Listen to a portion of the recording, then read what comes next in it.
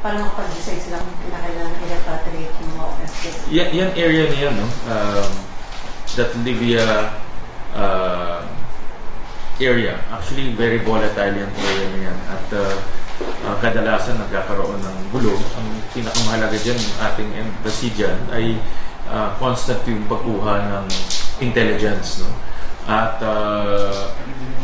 pagdating sa contingency plan, meron tayo, ako naniniwala ako meron tayong contingency plan because if you remember during the Iraq conflict, nag-evacuate rin tayo ng ating mga OFWs doon. So sanay tayo sa pagdating sa pag-evacuate, no?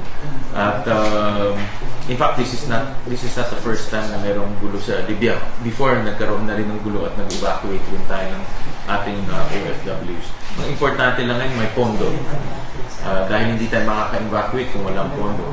I remember at that time, nag-charter ng aeroplano, nag-charter ng barko, at para makuha yung libo-libo nating OFW. So, I think we have to keep our ears on the ground para alam natin yung sitwasyon at maghanda tayo ng pondo.